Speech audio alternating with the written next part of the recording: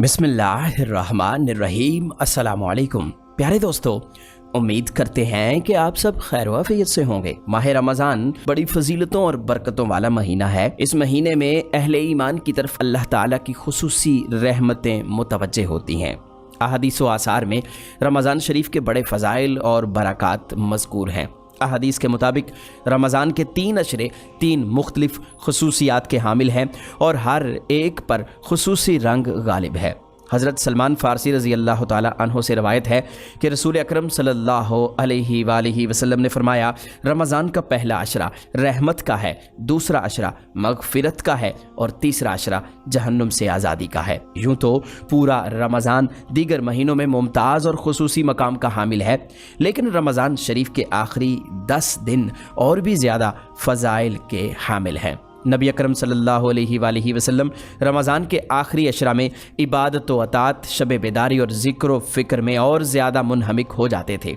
अहादीस में ज़िक्र है, उम्मुल मोमिनीन हज़रत आयशा रज़ी अल्लाह ताला अन्हा फरमाती हैं कि नबी अकरम सल्लल्लाहु अलैहि वसल्लम आखिरी अशरा में इतना मुजाहदा किया करते थे कि जितना दूसरे दिनों में नहीं किया करते थे। इस हदीस से हमें मालूम होता है कि रमज़ान शरीफ के आखिरी अशरा में हुज़ूर सल्लल्लाहु अलैहि वसल्लम के मामूलात दीगर अय्याम के मुकाबले में बढ़ जाते थे। प्यारे दोस्तों, इस वीडियो में हम जो रमज़ान शरीफ के आखिरी अशरे की सबसे बढ़कर फजीलत वाली रात होती है उसके नवाफिल का जिक्र करेंगे कि उस रात में कौन कौन से नवाफिल पढ़ने चाहिए, और इसके साथ साथ आपको बताएंगे कि हुज़ूर अकरम सल्लल्लाहु अलैहि वसल्लम ने हज़रत आयशा रज़ी अल्लाह ताला अन्हा को इस रात में कौन सी दुआ इरशाद फरमाई कि आपने फरमाया कि अगर ये रात तुम्हें मिल जाए तो इस रात में इस दुआ को लाजमी पढ़ो। प्यारे दोस्तों, सबसे पहले मुख्तसरन शब क़द्र की फजीलत बयान करते हैं, फिर उसके बाद शब क़द्र के नवाफिल आपको बताएंगे और आखिर में हुज़ूर सल्लल्लाहु अलैहि वसल्लम की वो दुआ आपको बताएंगे जो आपने हज़रत आयशा रज़ी अल्लाह ताला अन्हा को इरशाद फरमाई। प्यारे दोस्तों, रमज़ानुल मुबारक के आखिरी अशरे की सबसे अहम फजीलत व खुसूसियत ये है कि इसमें एक ऐसी रात पाई जाती है जो 1000 महीनों से भी ज़्यादा अफजल है, और इसी रात को कुरान मजीद जैसा अनमोल तोहफ़ा दुनिया इंसानियत को मिला। अल्लाह सुब्हानहू व तआला ने इस रात की फजीलत में पूरी एक सूरा नाजिल फरमाई है जिसे सूरह क़द्र कहा जाता है। सूरह क़द्र का तर्जुमा समात फरमाइए। क्या आपको मालूम है कि शब क़द्र क्या है? शब क़द्र 1000 महीनों से भी बेहतर है। इस रात में फरिश्ते और जिब्राइल अमीन अपने रब के हुक्म से हर काम के लिए उतरते हैं। ये रात सरासर सलामती वाली है और फजर के तुलू होने तक रहती है।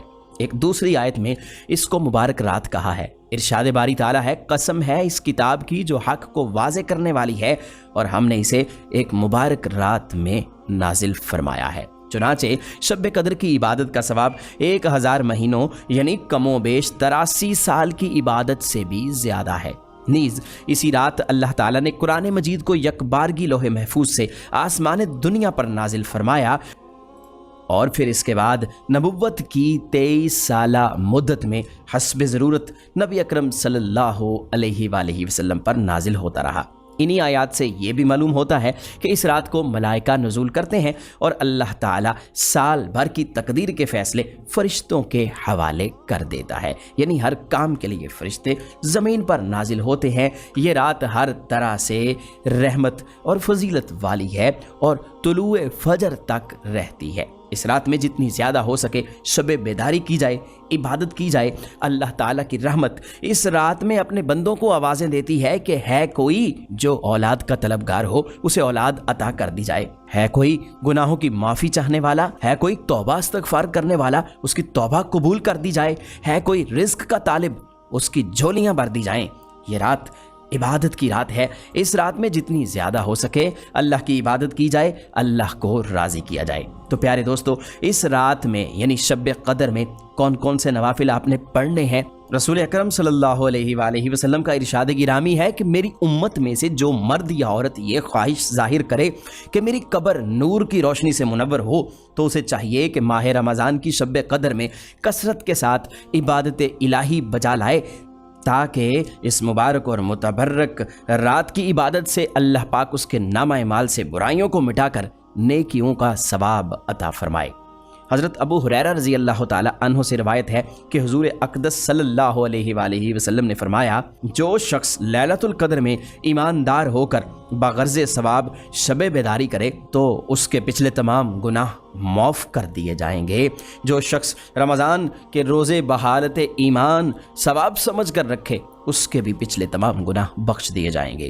حضور صلی اللہ علیہ وآلہ وسلم کا ارشاد گرامی ہے کہ جو شخص شب قدر میں 2 رکعت نماز پڑھے، ہر رکعت میں سورہ فاتحہ کے بعد 7 مرتبہ سورہ اخلاص پڑھے اور نماز ختم کرنے کے بعد استغفر اللہ الذی لا الہ الا هو الحی القیوم واتوب الیہ 70 مرتبہ پڑھے تو اپنے مصلی سے نہ اٹھے گا کہ اللہ تعالیٰ اس کے اور اس کے والدین کے گناہوں کی بخشش فرما دے گا، اور فرشتوں کو حکم ہوگا کہ اس کے لیے جنت میں میووں کے درخت لگاتے رہیں، محل تعمیر کرتے رہیں، نہریں بناتے رہیں۔ یہ پڑھنے والا ان کو جب تک اپنی آنکھ سے دیکھ نہ لے، یعنی خواب میں دیکھ نہ لے، اس وقت تک اسے موت نہ آئے گی۔ پیارے دوستو، رمضان کی 27ویں شب 2 رکعت نماز اس طرح سے پڑھنی ہے کہ ہر رکعت میں سورہ فاتحہ کے بعد سورہ الم نشرح 1 بار، سورہ اخلاص 3 بار پڑھنی ہے، سلام پھیرنے کے بعد 27 مرتبہ سورہ قدر پڑھنی ہے۔ انشاءاللہ اس عبادت کا بے شمار اجر و ثواب ہے، یہ نماز بہت ہی افضل ہے۔ اس کے علاوہ پیارے دوستو، 2 رکعت نماز نفل ادا کریں، ہر رکعت میں سورہ فاتحہ، اس کے بعد 1 بار سورہ قدر، 3 بار سورہ اخلاص پڑھیں۔ تو جو شخص یہ نماز پڑھے گا تو اس کو شب قدر کا ثواب حاصل ہوگا۔ یہ ثواب حضرت ادریس علیہ السلام، حضرت شعیب علیہ السلام، حضرت ایوب علیہ السلام، حضرت داؤد علیہ السلام اور حضرت نوح علیہ السلام جیسا ہوگا، اور اس کو جنت میں ایک شہر دیا جائے گا جو مشرق سے مغرب تک لمبا ہوگا۔ 27ویں شب رمضان کو 4 رکعت نماز اس طرح ادا کریں کہ ہر رکعت میں سورہ فاتحہ کے بعد سورہ قدر 3 بار اور سورہ اخلاص 50 بار پڑھیں، اور نماز ختم کرنے کے بعد سبحان اللہ والحمد للہ ولا الہ الا اللہ واللہ اکبر پڑھیں، اور انشاءاللہ اس کے بعد جو بھی دعا مانگیں گے اللہ پاک اس دعا کو قبول کرے گا۔ جو بھی حاجت ہوگی وہ پوری ہوگی، جو بھی پریشانی ہوگی وہ ختم ہوگی۔ پیارے دوستو، اس کے علاوہ 4 رکعت نماز نفل اور ادا کریں، ہر رکعت میں سورہ فاتحہ کے بعد سورہ قدر 1 بار پڑھیں، سورہ اخلاص 27 بار پڑھیں۔ اس نماز کا پڑھنے والا گناہوں سے ایسے پاک ہو جائے گا جیسے آج ہی پیدا ہوا ہو، اور اس کو جنت میں 1000 محل ملیں گے۔